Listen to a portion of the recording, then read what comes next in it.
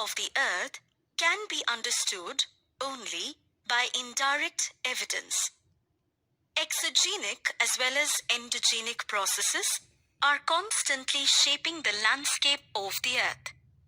If the effects of endogenic processes are ignored, proper understanding of the physiographic character of a region remains incomplete.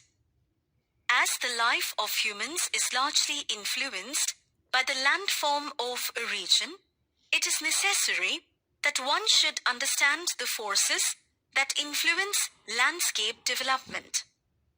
To understand the force of earthquake or a tsunami wave, it is necessary that we know certain details of the interior of the Earth.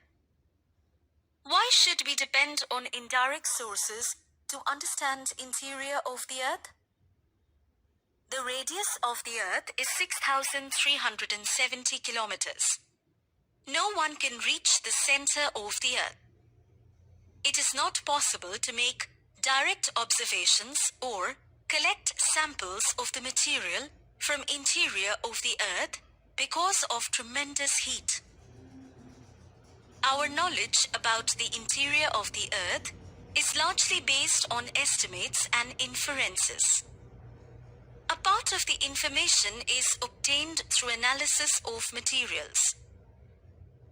The nature and configuration of the relief of the Earth's surface largely depends on the nature, mechanism, and magnitude of the endogenic forces which originate from within the Earth.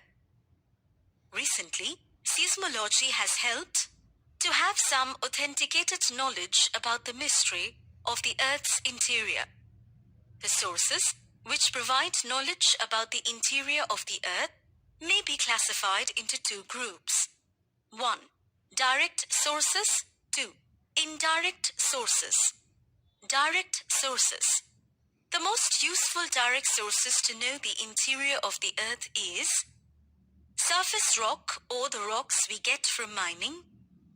Scientists have taken up many projects such as Deep Ocean Drilling Project and Integrated Ocean Drilling Project to know the interior of the Earth, which have provided large volume of information through the analysis of materials collected at different depths. Volcanic eruption forms another source. Molten material, that is magma, thrown into the surface of the Earth becomes available for laboratory analysis. Indirect sources. Analysis of matter indirectly provides information about the interior. We know that temperature and pressure increase with the increasing depths. It is also known that the density of the material also increases with depth.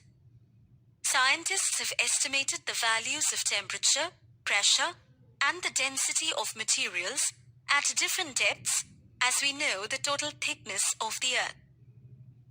One indirect source of information is the meteors that at times reach the Earth, as the structure observed in the meteors are similar to that of the Earth.